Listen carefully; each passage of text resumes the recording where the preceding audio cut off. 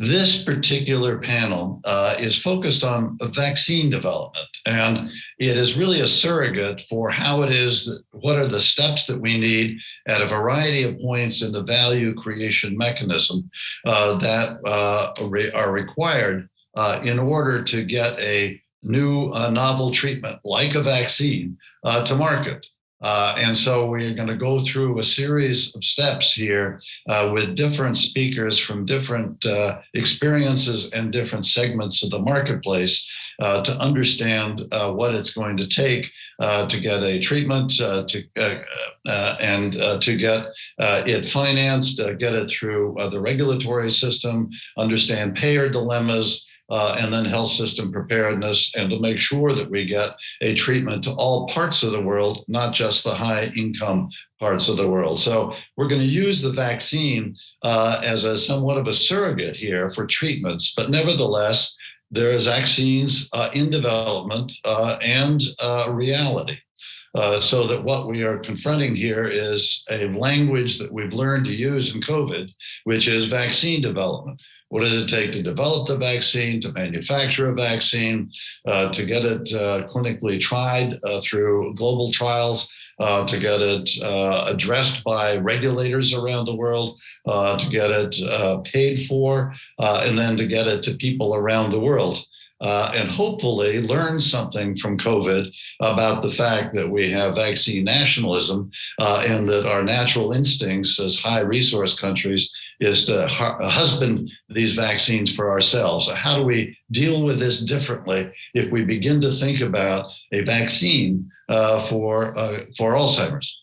So I'm pleased to be joined by my colleagues, Andrea Pfeiffer, co-founder, chief executive officer, and director of AC Immune from Switzerland, Peggy Hamburg, board member of Gavi, a former commissioner of the US FDA, Tim Evans, director and associate dean of the McGill University School of Population and Global Health, and former senior director of health, nutrition, and population global practice at the World Bank, Suzanne Andrea, head of health and healthcare industries at our partner, the World Economic Forum, excuse me, and Jayasri Ayer, executive director of Access to Medicine Foundation.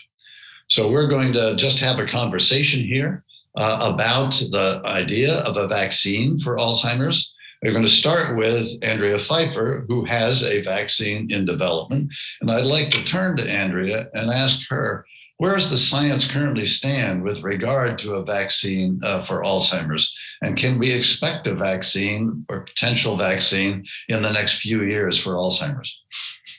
Thank you, George. Very happy to be here and talk about what I think an important future step in Alzheimer treatment and prevention. I mean, I don't think anybody doubts that we have a slow pandemic looking at Alzheimer, which is very similar to COVID-19, except it's much slower, and for that has maybe less attention than it should have. I think it was pretty encouraging that we saw aducanumab being approved, even if it's controversial, but we actually saw progress in science. And in fact, we saw hope for patients. And we also saw that it's not so easy to give broad access to populations. However, what I wanted to convey as a message today is that prevention of neurodegeneration, prevention of AD would have an even bigger impact on the human and the economic aspect, because really what we want is to stop the disease rather than to treat it, because once the neurons are dead, you cannot recuperate them. So from COVID-19, we actually learned that a global pandemic needs a global approach, and vaccines are pretty effective and cost-effective as well. Now, vaccines in Alzheimer are slightly different. We are not talking about infectious disease in the traditional sense. In Alzheimer, what we see is proteins, normal proteins that carry out functions in the body, become misfolded and can aggregate to disease-causing species. And these misfolded proteins are essentially new species, and they have shown to be very toxic, damage, and kill the neurons. And it has been already shown that investigational vaccines can be made against these pathological proteins, and I will come back to that, and actually induce a strong, robust, safe immune response. And importantly, it's long-lasting, maybe lasting for 1 year. In fact, would, for that reason, have a very profound impact. So now, why active vaccination? If I can come to the first slide, please. So active vaccination induces, in fact, the person's immune system to generate antibodies, in this case against this disease-causing proteins. There's passively administered monoclonal antibodies. They, in fact, produce an externally, typically against a single target response. So they need to be given repeatedly, typically once per month or every 2 weeks. So what you can see here from the slide, and which really summarizes where the field stands right now, vaccines can induce a broad and robust polyclonal response. So it's more than just one epitope, as you see in monoclonals. It can actually induce a specific immune response against these pathological proteins. And in fact, it has a different antibody pharmacokinetic. So in other words, it induces a treatment response, which allows less frequency, more duration, potentially better compliance, and potentially also better logistical challenges. What we don't know yet, obviously, is if efficacy can be higher or equal. So really, we are looking at the moment at monoclonal antibodies, which are expected to be first, but then also vaccines, which in my mind can be extremely crucial for treatment and prevention. So what does such a vaccine have to do in order to be considered for a global slow pandemic? Obviously, we need, if you can go to the next slide, please, we need good safety and tolerance. We don't want T-cell toxicity as it was in earlier generations. We want specificity for this pathological form. Can you go to the next slide, please? We want specificity for the pathological protein, because remember, the only difference between the pathological protein, so what we target, and the normal protein is a change in conformation. We want a very strong antibody response, which is now possible because we learned how to overcome tolerance. And we want sustainability and boostability, ideally allow an annual administration, and potentially we want also to consider combination therapy. Obviously, this is still early in development. So to prove actually, and this is what George asked me, that this is not a scientific concept on paper, but actually it's a totally new field of AD research. I would like to show on the next slides the clinical vaccines in development against Alzheimer. You can see actually there are 9 vaccines currently in clinical development, 6 are in phase 2. 5 vaccine candidates against A-beta, 2 for tau, and 2 for alpha-syn.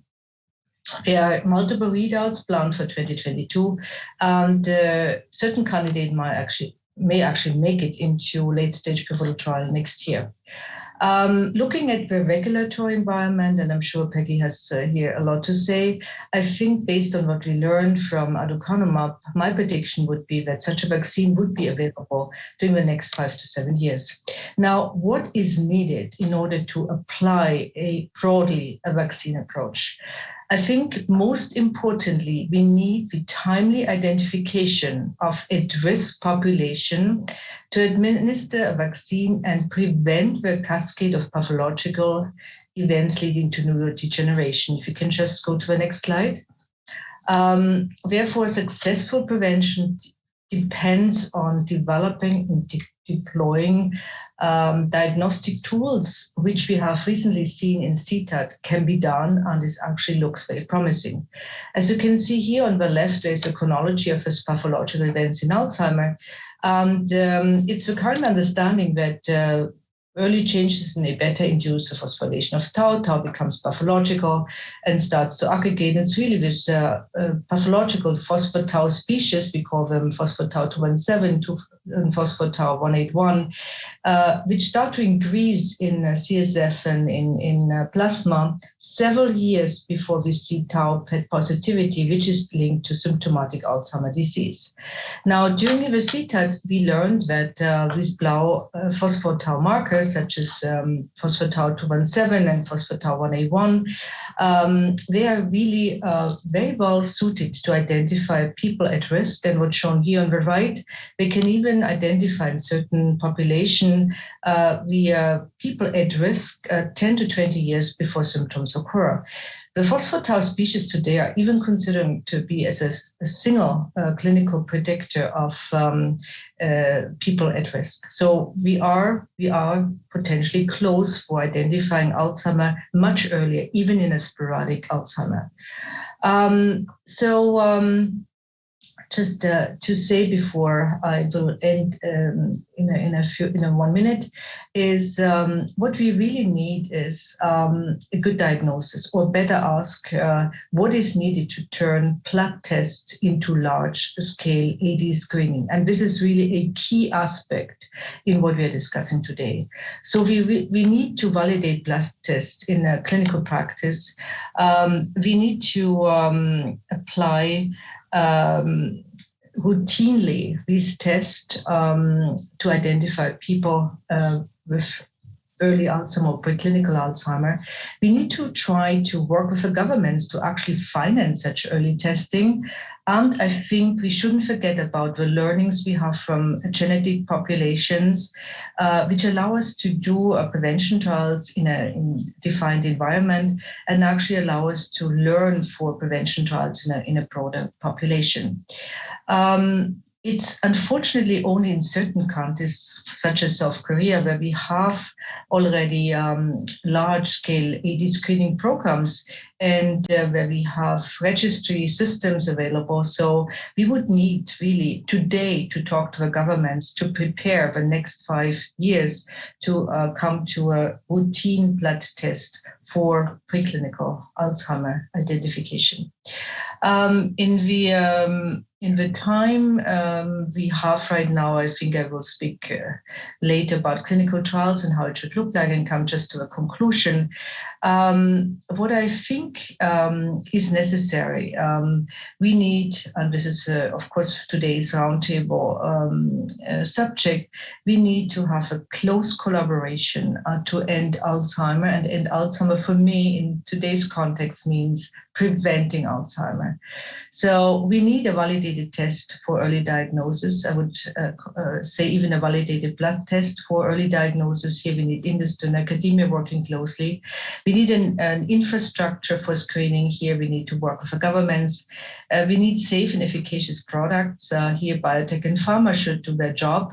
And we need a global framework for clinical global drug development, working with the governments and industry, NGOs together. And last but not least, and here I'm almost addressing Peggy, we need a global regulatory standard which helps us to prepare these clinical trials to do the right biomarker-based clinical development, which allows us not to spend the 10 years, which George was discussing at the moment, but to have a reasonable time available until we can make these vaccines available to patients before they get the disease. And with that, I hand back to George.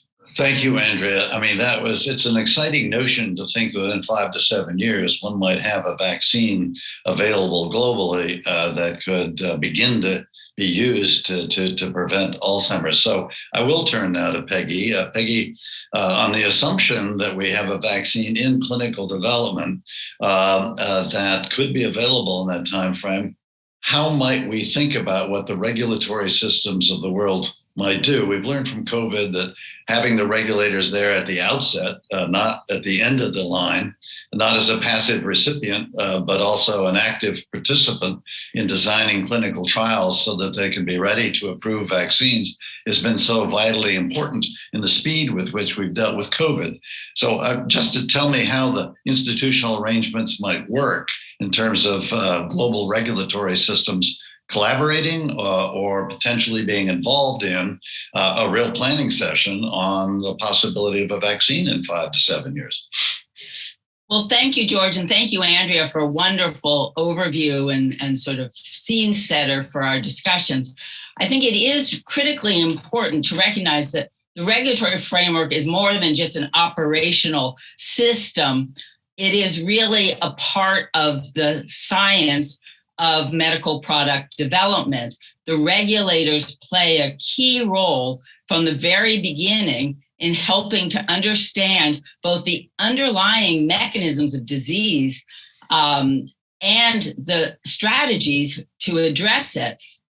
The regulators must work with the scientists in industry, academia, or in government, and with patients to really help lay out the R&D process, as well as define the critical regulatory questions that have to be asked and answered. Having a vaccine means having a vaccine where we understand the safety and efficacy of the vaccine. We understand how it can be scaled up and manufactured for broader use, and understand how to define the individuals who should appropriately use this product. We've seen that with COVID, and certainly with Alzheimer's, it's critically important. We recognize that this is a huge unmet public health and medical care need with so many ramifications. It's an urgent issue, and I think that the regulatory can and will really step up to play its critical, unique, and essential role. This is an area where the more regulators can work together around the world, the better off we will be, because there are critical issues of science to be defined, and then there's critical processes to help with the scale-up manufacturing and ultimately distribution and ongoing monitoring. It is going to be essential that we define the appropriate diagnostics, as Andrea was saying, so that we can, really determine who should be in the clinical trials to get these vaccines, and then ultimately who should be getting them and when in more widespread use. And, huge breakthroughs have been made recently in terms of diagnostics. The opportunities to use blood for diagnostics, cerebrospinal fluid, and of course, imaging. And that will all be important as we design clinical trials, both for entry into clinical trials and ongoing monitoring. It is going to be essential that we continue to deepen our understanding of the mechanisms of this disease, just as we have with COVID, while developing the vaccine, also understanding more about the disease. But we need to have biomarkers to enable us to determine the impact of vaccine on patients as the vaccine is used and studied, because we do not want to have vaccine trials that have to go on for the whole span of disease, and ultimately the traditional way of diagnosing and understanding impact with brain autopsy after death. So we need biomarkers so that we can get earlier indications of benefit, along with, of course, appropriate clinical and symptom assessment. But biomarkers will enable an earlier accelerated approval with, of course, ongoing study over many, many years to better understand the value of these vaccines and how best to use them. Most likely, I think we'll be looking at a strategy that will have the ultimate goal of prevention, as Andrea said, but also vaccines that might slow progression in people who have already developed disease. So we're going to have different kinds of studies and studies that are designed knowing that this is not one really homogeneous disease, but it has different patterns in terms of manifestations and how it unfolds over time. So going back to the sort of global regulatory questions, I think that this is an area, just as we saw with COVID, to a very positive effect, where the more the regulators work together from the beginning to really sort of say, what are the critical questions? What are the concerns? How are we going to demonstrate efficacy? How are we going to assess safety? How are we going to monitor over time? How are we going to share information? How are we going to structure trials so that if there are multiple trials of different products, we can still share information in meaningful ways? And what kind of ongoing requirements must there be for continuing study, looking both to deepen our understanding of efficacy and to be able to assess any emerging safety issues over time? And of course, the importance of working early on thinking about the broader distribution issues. This is a global pandemic. This is a huge and growing problem for countries around the world. We need to make sure that any successful products that are developed will be able to be made at scale and in an affordable, reliable way that can make it available to all who need it, wherever they are, in countries rich and poor, in countries with sophisticated and less mature healthcare systems. And so, all of those issues are important as we think about the regulatory role. Thank you. Peggy, that was so clear and so impressive that you went through all the issues so effectively. I'm going to turn now to Tim. As you heard, financing is a critical element in all this, whether it be manufacturing and whether it would be access globally. I'm curious as to what we did in COVID and whether there's any transferable knowledge there or mechanism there, or whether we have to think ad hoc about how to get the global financial mechanisms engaged in this disease. So please, Tim, given your experience at the World Bank, I look forward to this. Great. Well, thank you very much, George, and thanks to Andrea and Margaret for their excellent comments to get us going on this panel. To respond to your initial question, George, I think given we have more than 2 decades of experience in trying to accelerate R&D for the global needs, we're anything but ad hoc. And I think that should be really encouraging for the prospects of this this really exciting new breakthrough with respect to an eventual vaccine for Alzheimer's. But let me just reflect not purely on the most recent experience of the COVID-19, but perhaps those 2 decades of experience where essentially based on the recognition that the world's populations are not receiving the benefits or the opportunity of R&D as they could. Many individuals have been trying to engineer different opportunities to accelerate R&D and make it more accessible to everyone who would benefit from either new diagnostics or new vaccines or new therapeutics. And these have come under 2 sort of very generic ways of understanding this space conceptually. The first is a push mechanism, and the second is a pull, so push and pull. And so there have been a number of efforts to push R&D faster, to direct it towards addressing issues that perhaps the markets might not pick up as quickly. And so these have taken the form of product development partnerships, around AIDS vaccines, the International Alliance for AIDS Vaccine Initiative, the TB Alliance for TB drugs, or Drugs for Neglected Diseases Initiative.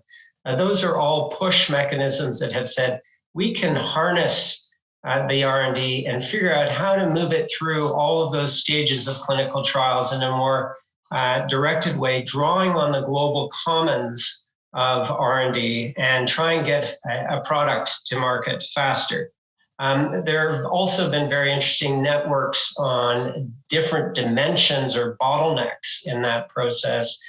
For example, in Africa, the Africa Clinical Trials Platform, which has really helped to accelerate appropriate trials in those countries, which sometimes, if they didn't have those networks, they would not have those opportunities. So the push side has been a very important part of it, but not alone. The other is the pull side, and this is really the carrot. This is the incentive for R&D to think about markets on a global basis. So in about 15 years ago, an advanced market commitment was made to increase production of pneumococcal conjugate vaccine, a very common cause of childhood pneumonia and death all over the world. And in order to get global production, a financial incentive was identified, which guaranteed a price such that manufacturers would produce vaccine for the global market. Similarly, in the early days of Gavi, the Global Alliance for Vaccines and Immunization, something called IFIM, the International Financing Facility for Immunization, was set up, and it sold vaccine bonds. And these bonds were sold to private investors with a guaranteed modest return. But what that allowed Gavi to do was front load money through the sale of those bonds and increase the delivery of vaccines to the purchase and delivery of vaccines to countries that otherwise might not have had access. So these are amongst the mechanisms, both push and pull. In the context of COVID, though, what we've seen is the transformative potential of both the push and the pull. And on the push side, we've seen that pipeline, which is normally 10 years from a new chemical entity to a product that's ready for market in good circumstances, we saw that really shrink to 10 months, which is massively unprecedented and incredibly exciting. I'm not sure we'll have that as a standard, but it shows that there is an opportunity to reduce that time to market if we're innovative and concerted and looking closely. But the second part of this, which I think is a story that doesn't get told sufficiently, is the transformation is not only in the acceleration of R&D, it's the recognition now that the veritable global market is 7.5 billion citizens of the world, and not just 1.5 billion people who happen to live in rich OECD countries. And that five-fold differential in the size of the market is a massive incentive to all sorts of companies that might not be interested in low volumes and high margins, but much more in lower margins and high volumes. And so I think that transformation is particularly opportunistic. I'll say two more things on this before handing over back to you. I think it's really important to work with some of our institutions that are purpose-made to facilitate the financing. And in that respect, I declare my bias as a former member of the World Bank, but I think as an institution, it has a very important role. It has played an important role in facilitating things like the advanced market commitment, the IFIM that I just mentioned for vaccine bonds, and very importantly, in the context of COVID, CEPI, the Coalition for Epidemic Preparedness and Innovation, where they basically really fueled the pipeline for some of the mRNA vaccines. So I think understanding how we can take advantage, in the best sense of the word, of our existing international financial institutions is going to be very important in this context. The last thing I'd say is it's not simply the production, global production and distribution of a vaccine. It's really what happens in countries. And in countries, there's going to be an important policy dimension of this to make sure that in all of the priorities that health systems are financing, a case can be made for Alzheimer's dementia, amongst other competing causes of dementia, as well as other competing health problems. And then once you've made that case, the really tough delivery side of this, which is how do you get from airports to arms? How do you make sure that you're diagnosing all that are the intended beneficiaries, that you're getting vaccines to those who need them, and most importantly, that you have populations who understand the opportunity and are going to take up that opportunity and not be hesitant. So I think those are some of the delivery challenges that should be before us. And if we embrace them now, then I think this is going to be a very exciting next 10 years. Thank you. Wow, that was terrific, Tim. I think the three of you have laid out sort of the research issues, the regulatory issues, and involvement of global regulators, and now global financing mechanisms, one of which may be purpose-built, but built on top of existing institutional arrangements, which have proven so useful in other disease conditions. And of course, the challenges in-country issues. I want to turn next to Suzanne because the World Economic Forum is so well known at creating sort of a whole of field or public-private partnerships. And I'm curious as to whether you think those are useful in this context, important, essential. I mean, and how do we learn from the past in terms of who has to be at the table talking about what in order to get all of this done? Thank you, George, and thanks for the great start of this discussion with Andrea, Peggy, and Tim already shedding a light on some of the big challenges and opportunities in getting an Alzheimer vaccine out into the world. Clearly, public-private partnership have had a key role in COVID-19. We've seen a massive increase in collaboration with the private sector and governments, with academia driving innovation, with the right financing institutions and civil society as well on the ground to help to really then get the vaccine to the people who need it and support this. And if you just look maybe a little bit further in the past, it usually was, in many cases, a crisis, an emergency that caused these type of partnerships to emerge. CEPI, as an example, was created after the outbreak of Ebola in West Africa around 2014, 15, and with the goal to come together as a multi-stakeholder group, bringing in the private sector for the innovation potential in academia, but also some of the governments for funding and for the right policy and framework, and to be able to finance and deliver a vaccine to a disease which on the free market is hard to build a profitable business case for. Is the moment the vaccine is available, the pandemic has been over in the past, and so it was difficult to run the clinical trials to prove an effective and safe vaccine, and then to have a market for it to be able to provide a sustainable business case. So this has been a very successful partnership where we had private sector, academia, civil society, governments, and all the key stakeholders coming together in order to develop a vaccine and prepare and invest in innovation around areas that have been underinvested in the past.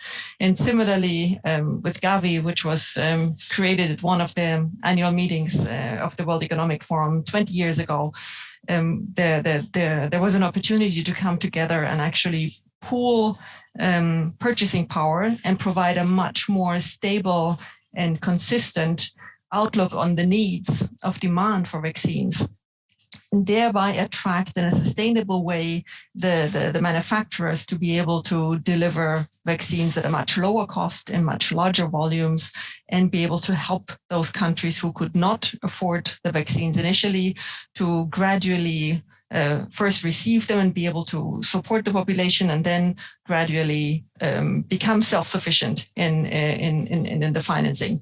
And we've seen similar approaches with public-private partnerships now in COVID, where, as we already heard, we've seen massive acceleration of the vaccine development and the distribution, with the right partners coming together. So we had the regulators who came in early and were able to provide guidance on the clinical trials to have the right design and the right endpoints and the right structure for that. And we had the innovators coming in, the vaccine manufacturers, but we also had academia coming in and financing coming in. And we also saw in that sense an unprecedented amount of collaboration amongst and within the industry, where traditional competitors came in and were supportive in offering manufacturing production capacities for their peers to be able to deliver at an accelerated pace the volumes that were needed. Now, if you look at Alzheimer and what can we learn for a potential Alzheimer vaccine on that, I think the same principle applies. This is not a challenge that one player or constituent can solve alone. We really need to bring everybody, all the key stakeholders together, the private sector, the public sector, the governments, the regulators, the patients, the civil society, academia, to be able to solve that challenge. And then similar to COVID, it would be a vaccination for an adult population initially, but very differently. It would not be under the same emergency situation. So there would be challenges to get the same attention and focus of the global community to address that challenge. And of course, a lot of differences in the details. It's not an infectious disease. You would need some diagnostic testing, as Andrea and Peggy already laid out. We need to identify the target population much more clearly. But the basic principles remain the same, where the key stakeholders need to come together and lay out and in a pre-competitive way, pool all their energy and their innovation potential and the right mechanism and the right frameworks to be able to accelerate and bring that first, develop a product, and then actually also have the right frameworks in the health systems and bring that product to the patients who need it. And with that, let me hand back to you, George. Thank you. Suzanne, one follow-up question. The Global CEOI, which I convene, and the World Economic Forum have created this Davos Alzheimer's Collaborative. It had a year in scientific and business planning. We've had almost a year under our belt in terms of initial operational capacity. I'm curious as to what you hope this Davos Alzheimer's Collaborative could do. Yeah, I think it's a very good example of key stakeholders coming together and jointly having a shared vision of aiming to solve a challenge that we haven't been able to solve in the past couple of decades. There have been hundreds of millions of euros and dollars put into clinical trials for developing a drug, and we have not fully been able to crack that challenge and really deliver either a vaccine or a treatment that is curative. So I think there is tremendous value in the vision. I'm fully supportive of what the Davos Alzheimer Collaborative is aiming to in pooling the knowledge and the power of the innovation to be able to accelerate the identification of biomarkers, to be able to scale global clinical trials and share that information in a way that it can inform each other, so that we don't have isolated little information packages, but we are actually really spreading that information and thereby shorten the timelines and the cost for clinical trials, and be able to accelerate massively the advances in Alzheimer's. And then, of course, very importantly, also to prepare the health systems once we have a treatment. Do we have the diagnostic testing? Do we have the right infrastructure in place to be able to deliver on that promise? Terrific. Well, we share that vision and look forward to actually executing on it. So, Jay, you are head of a foundation that actually deals with what Tim emphasized was sort of the last mile, the in-country sort of access. So what ought we to be thinking about over the next couple of years, or even sooner, starting now, to actually develop the capacity for in-country delivery of treatments and specifically on a vaccine? Sure, and thanks for inviting me to this. So we definitely have to fix a lot of things along the product value chain in order for us to be ready for an Alzheimer's vaccine, or even be able to get some of the drugs that are there for Alzheimer's to make the impact at scale. So, I mean, we do have chronic issues on access and equity of products. And at the end, as Suzanne mentioned, it was crises that actually brings people together to solve some of the major problems. So Alzheimer's is not seen as a crisis today in order for it to be solved. But we do have some really good momentum for access. And, there's a current large amount of interest in vaccines for adults. Improvements in health systems have been made worldwide.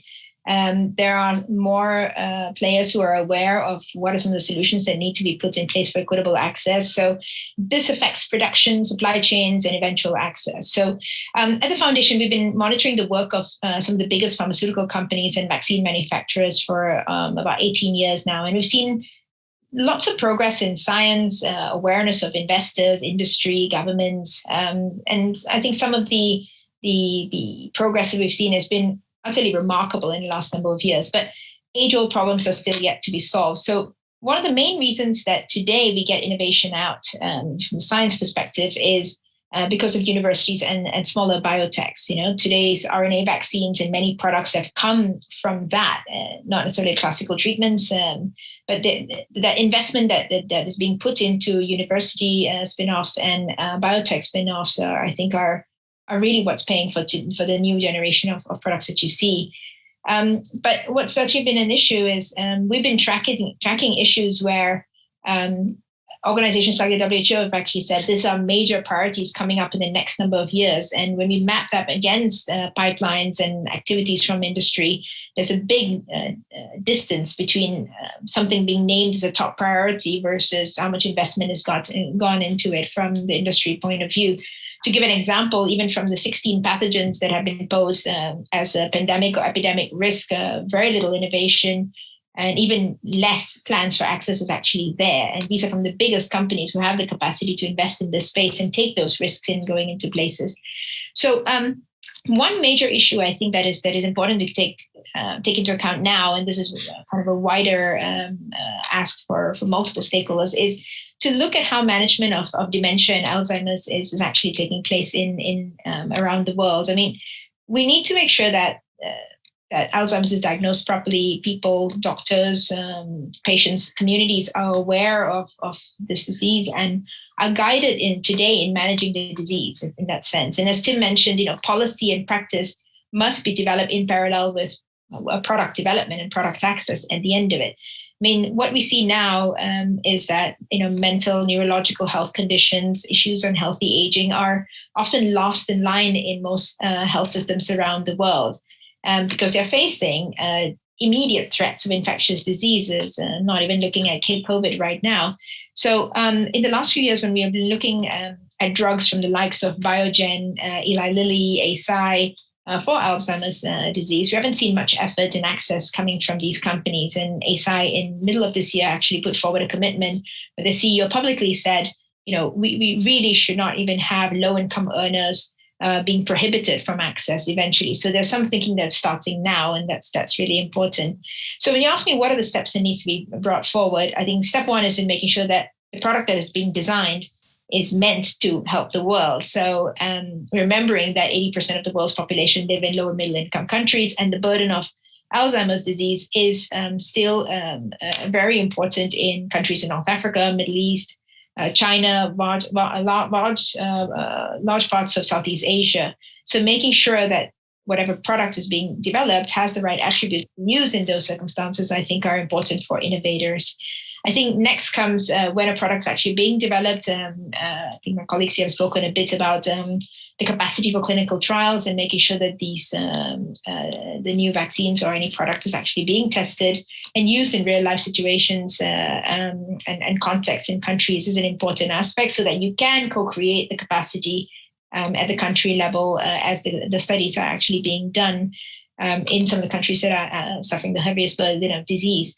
When you do have a product in that is showing to be efficacious, getting ready to register products, I think, are in high burden countries is a critical component. And we've started seeing that, Novartis was one of the first adopters of making sure that every single drug that they had in their pipeline was looked upon by a committee looking to see how they can expand access upon launch, so that you're not just launching in the US and Europe and a handful of countries, but you're really looking at high burden of disease. And they started doing this in 2015 when they put their initial principles.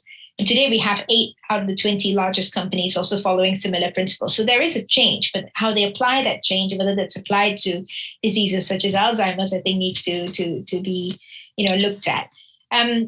Registration, I spoke about some of the countries there. I think beyond registration, we need to look at platforms such as Gavi and UNICEF, perhaps not the organizations themselves, but the way that they're working and how these organizations can help in broadening access. Do you need to build a channel for procurement and distribution, especially for these products?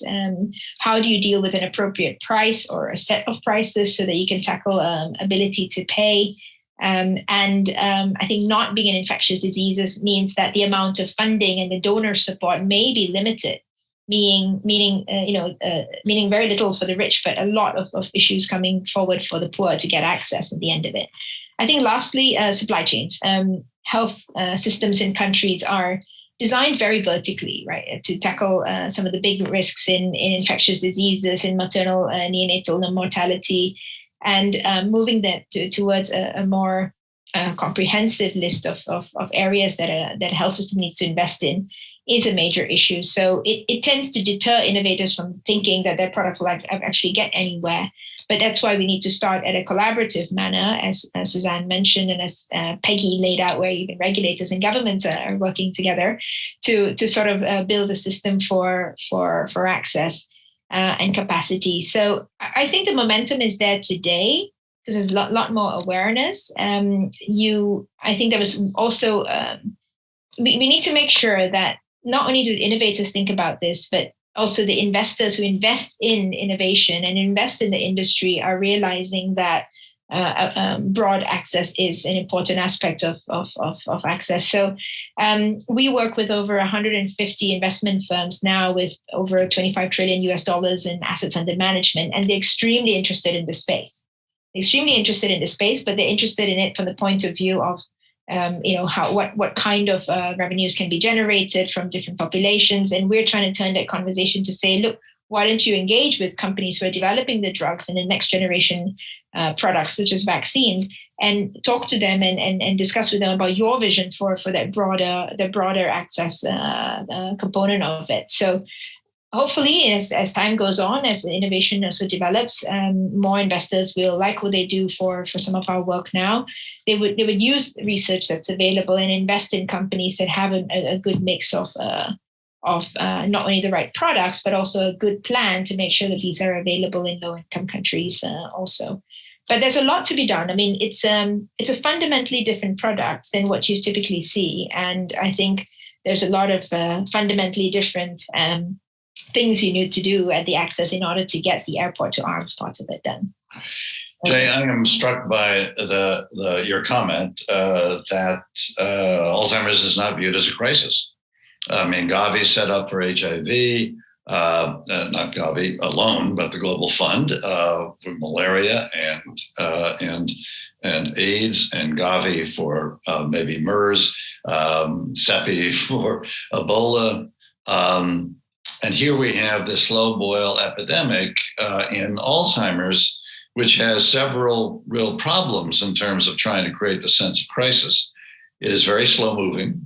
Right now, the drugs that are in development, at least the first class of drugs, are fairly high price. They're infusion administered, which makes them very difficult and very difficult to get to low income or low resource environments, whether it be in the United States or elsewhere in the world. And it's not infectious.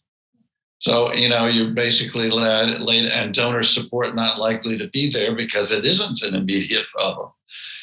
So basically, you've described an impossible situation. We have about 5 or 6 years here for a vaccine, maybe, which is still high risk, but nevertheless possible. We have non-infectious disease. No one views it as a crisis. Health system's not ready. So how in the heck would you approach this, Jenny? Give us some advice here. Yeah, I mean, look, this is the same situation we were sitting with most of the non-communicable disease products, even oncology, literally 5 years ago. So I think today it is viewed as impossible. Today it is viewed as not enough investment going into place. But we have the momentum now for the right innovations, for people to understand that, science without access is science fiction, at the end of it. So I think investing in this space, finding new models to invest in the space is important. We've gotten a lot of companies basically asking us, why is Alzheimer's not in the radar of the scope of some of the work that we do? And we said, yeah, actually it is in the scope of what we do, because it is a crisis situation. But as long as it's not prioritized and the health systems improvements are not being improved, or there's no pathway or a roadmap of how this can be improved, then innovators are disincentivized. And countries are saying, look, we've got immediate problems today. Why should we invest in this space? So I'm encouraged by hearing companies like Eisai, the CEO, was very direct. He said, look, I want us to deal with this issue. I mean, that's the one thing we can get done. We've got a drug, we can make this happen. So, and they're looking for partnerships with Eisai as a partnership with Biogen, for example. So they're looking for ways to solve the problem. So I'm just saying that it's going to be a lot harder than because of all the reasons that you just described. So we need to get down to innovating differently, and vaccine access, product access starts at R&D. It starts with communicating this very effectively and clearly to investors and governments that are facing the burden of disease. And it is part of the development agenda.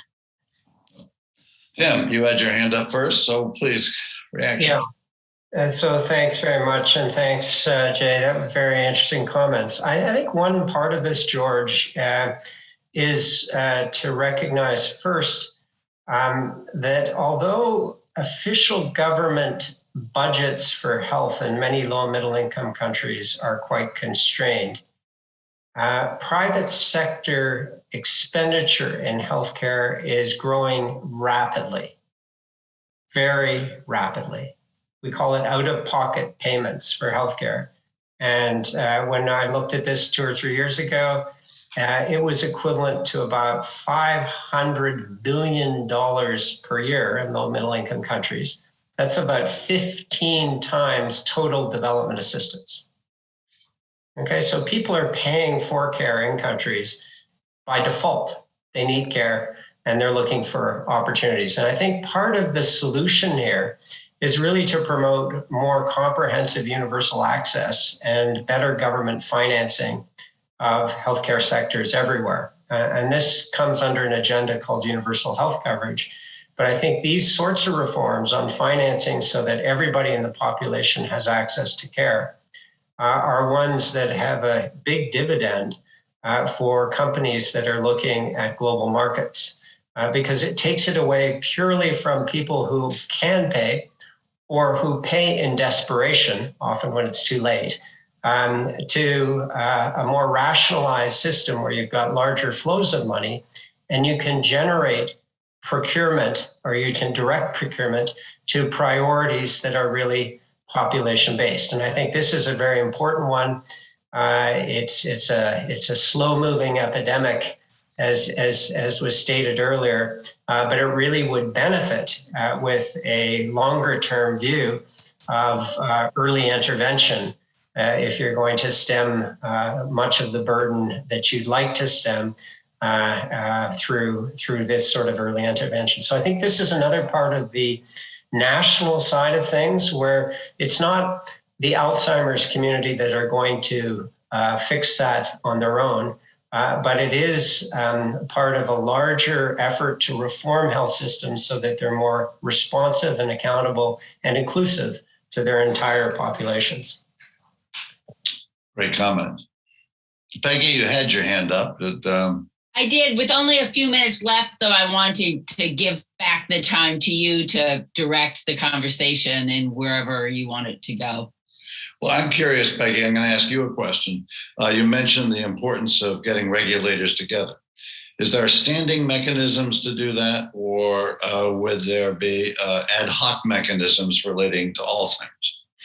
Well, I think we need to build an institutionalized mechanism so that these kinds of approaches become routine and especially are available, in a crisis. But there are some existing approaches. There's an organization that works together on inspections of facilities, sharing information. There's another that helps to create certain standards for drug development and approval. And there's an organization that I'm happy to say I helped to create when I was FDA commissioner called ICMRA, the International Coalition of Medicine Regulatory Authorities. And that was created because we realized that whether you were a rich regulator or a poor regulator, there was too much work to be done, and there was too much interdependence of systems, and there were too many hard questions that needed to bring the best and the brightest minds together wherever they were, that we couldn't afford not to work together. And so this entity was created by at the highest levels of regulatory authorities around the world, and to really try to create a global governance framework for regulatory alignment and harmonization. And during COVID, it really was utilized in meaningful ways. And I think we need to continue to invest in that and really make it stronger and extend its reach. I think we need to make sure that we don't think of the regulatory component as just a bureaucratic afterthought or a unnecessary hurdle, but really a partner in the most efficient regulatory review, but also development of new products. And the way to do it is to really support regulatory capacity on a national and regional basis, but also support this kind of global governance. Well, where time is, I got a minute left. So I just want to sort of say how grateful I am to all of you for putting your minds on this problem. It clearly is a large one. It is been identified both by the G8, by the G20, by the WHO as a priority, but as Jay pointed out, it's not viewed as a crisis. And so it is competing against a wide variety of other more immediate priorities, whether they be viewed as at the global level with COVID and pandemics based upon infectious diseases, or in country, just in terms of getting the local health system capacity to serve basic needs in the population. So it is not viewed as a priority, and getting it viewed as a priority has some real systemic problems. It isn't infectious. Right now, the only drug singular is a high-priced drug requiring infusion, which makes it difficult to administer, high cost to health systems, high cost to countries, and so we haven't got sort of that stimulus of, oh, there's something coming that I can use. We still are a ways away from that on the drug development side. But you have laid out very, very clearly from Andrea in terms of the fact that this is real, these vaccines, that they are in development, that they are possible, which would be low cost, much more accessible, and regulators ought to be there from the get-go to understand both efficacy and safety, and also understanding the science, so they can be participants in the development of the science as well. And then all of you have laid out the various hurdles, finance, access, and the partnerships that we need so effectively. I want to thank you all very much. It's been really informative for me. It is a great complementary panel where each of you have what we need to bring together at a global level. So if each of you were a sector and an institution and a mechanism, we just have this as the first committee meeting. So thank you very, very much for your time, and thank you for your commitment to this space. Have a good day. Thank you. George. We are now going to be taking a 15-minute break. What is it? 15-minute break. We'll be back at 10:15 with a fireside chat with Victor Zhao of the National Academy of Medicine with a very big global view. Thank you very much.